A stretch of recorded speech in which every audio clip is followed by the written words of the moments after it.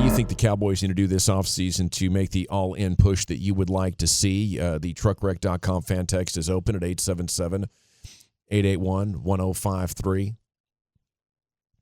Re-sign stars to long-term extensions now is number one, and restructure other key contracts. They're not only looking at Dak, they're looking at CD, they're looking at Micah Parsons, and I actually love that idea, especially with the younger guys, because you can push that salary cap hit out late, give them a big bag, totally take care of them, and provide even more cap space here for this season, and it would give you certainty that your absolute best players are locked up.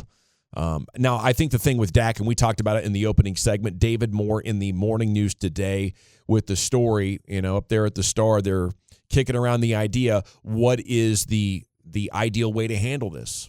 Do we just create more voidable years on the 1 year that is left and spread out the cap hit, or do we do an extension now? And I think every one of us in this room wants to see the Cowboys just at the very least let this thing play out and see where you are next year. For me, ideally, after giving them the opportunity to see how he does with a run game and a defense that can play in January. I still think Dak, deserves the same opportunity that Jalen Hurts and Brock Purdy have had to benefit him.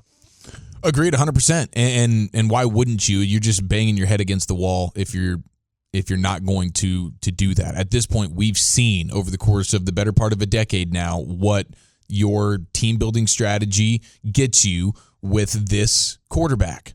So it's obviously falling short. So if you want to continue to fall short, then fine. But if you want to give yourself an actual opportunity, hey, let's go balls to the wall, final year, boom, and let's see what happens. The only way that their strategy with Dak works is if Dak is Patrick Mahomes. I wholeheartedly believe that. That's how much more difficult winning in the NFL has become. The Cowboys are stuck like, oh, look at the team. Look at Ben Roethlisberger. He was constantly in the Super Bowl. Look at Eli Manning. You don't have to be super amazing.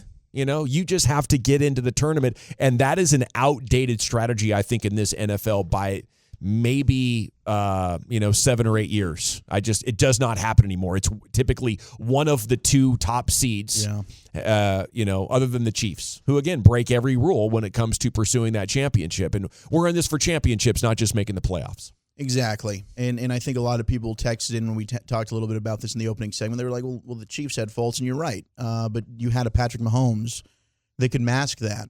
So, I mean, you do need to address some things. I think plug some holes with some legitimate free agents, not the Don Terry Poe type of ha-ha Clinton Dix. We're just getting guys that maybe they can pan out. No, we know, if you sign some of these defensive tackles, we brought up a Grover Stewart, who is one of the best run-stopping defensive tackles in the game. That's going to help you out. Well, I mean, when you won Super Bowls, you were in the business of adding guys like Charles Haley and Deion Sanders. No doubt. Yeah. So you've got to continue to be aggressive in that way. We know you're a good drafting team. And, yes, some people texted and were like, well, what about Gilmore and Cooks? Those were trades. So you've done a good job with that. Keep doing that. Yeah, it was good. Now you just need to incorporate the free agent side of this to try and build the most well-rounded football team possible. Well, and you can't do like a little bit of spending like those two contracts combined $22 million and be like, see, we've spent. Are you happy now? Yeah. You have to look at it midseason and say, okay, the trade deadline is here. What are the holes on our roster?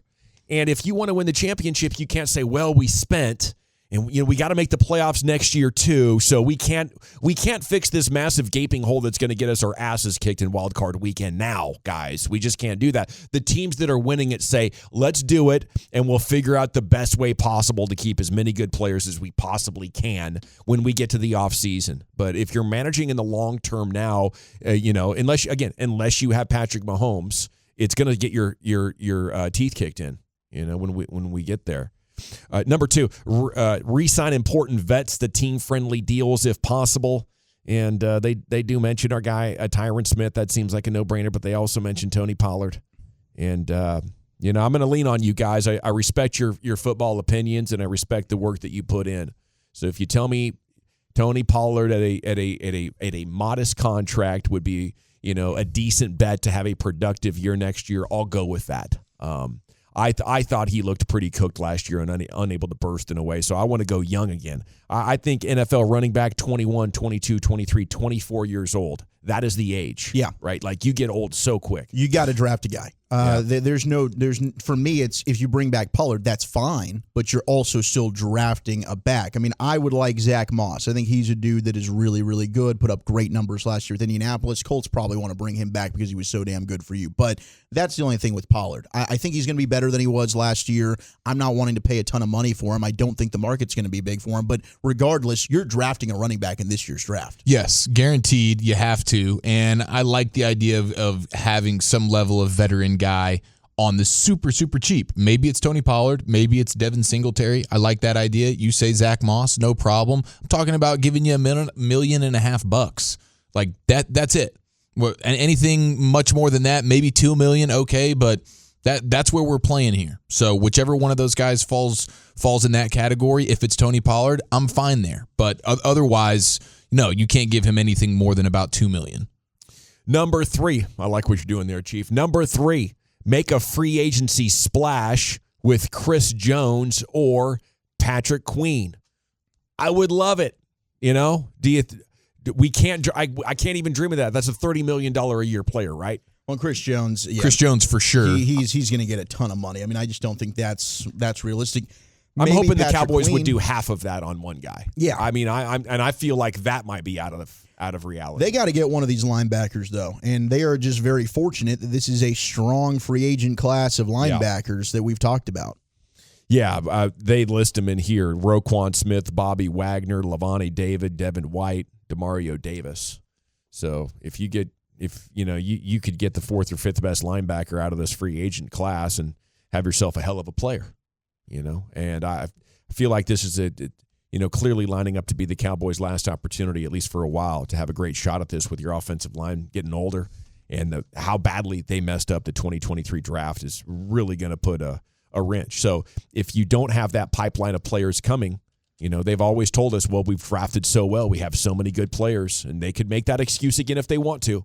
But again, the number one priority here, and Michael Irvin is trying to tell them this at every turn, the number one priority is winning the championship, not managing the salary cap. Okay, they look at it like, oh, we got to manage the salary cap. You know, what are we going to do here? And it's so funny because they're never in a great spot with their salary cap. They're always like, right now they're in a bit of a mess where they're trying to figure out what to do. Which cans can we kick down the line? Who do we need to release here? Because they're not sitting in the green. So what's the deal? It's not even like you do all these things and then you have so much money to spend that's available to you right now and you go all in for that year or whatever. You know, it's not even that. You're always trying to get back under the salary cap year in, year out.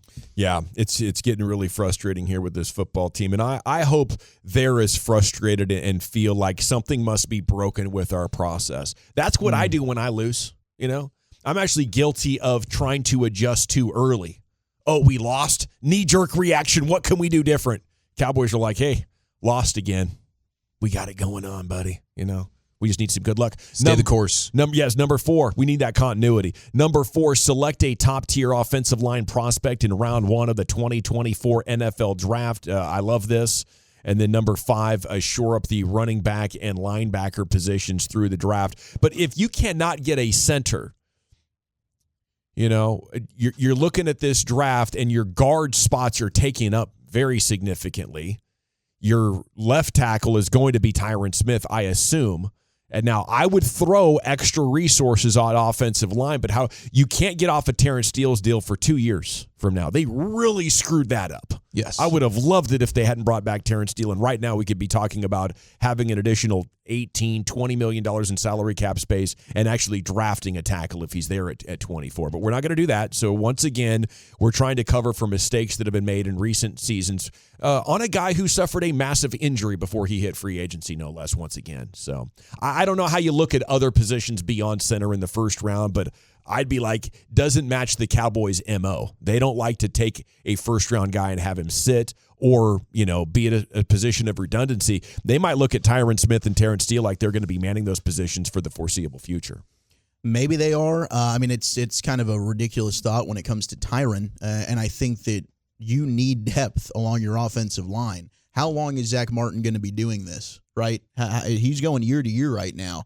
You don't draft in the first round for this coming season. You're looking at a 5-year player that you're going to get a 5th-year option for. I think this is one of the best offensive tackle drafts. Sign me up, because when you have Tyron Smith miss however many games it is, and we're bitching about Chume Adoga out there, I'd feel much better about one of these first-round tackles that are playing or versus him, and now I feel really good about moving forward next year that I've got my left tackle for the next decade solidified. Yeah, I think it's interesting, the mindset, because you're off of a year where you didn't get much initial impact from your draft class. So there's a heightened level of desire to get that this year. And then if you're playing in the make it or break it waters with your coach and your quarterback, and you're doing some semblance of all in, then you are a team that then by design, by offseason philosophy, we need to get a day one impact player right now. You know, some years you're more willing to say, hey, yeah, it is the 5-year plan. But I do wonder what the mindset is if this is make it or break it, and this is final year, and we're going all in. Then we got to draft somebody who's a starter. We know exactly where he's playing day one. That's just my thinking on it. If that's their mindset, if this is make it or break it all in year. Yeah. I think if it's make it or break, you need to make sure your offensive line's good no matter what. And you take that guy, you're doing that. 2 years ago when they drafted Tyler Smith, were we thinking he was starting at left tackle? We weren't. But thank God they drafted him, and thank God he was there to start the full season at left tackle. I like the idea of best player available. And if the best player available is a tackle there, and maybe it changes how you're doing things, especially if he's got a little bit of position flex, I guess it could work out. And I'm a huge believer in building in that offensive line. But we all agree, in perfect world scenario, it is a day one starting center in the first round 100%. If you can pull it off. And I think ultimately that will happen. Or a crazy good middle linebacker. You know, I think 24 is not a horrible place to play one of those. And then running back and linebacker position drafts number 5 there. We've already pretty much talked about it.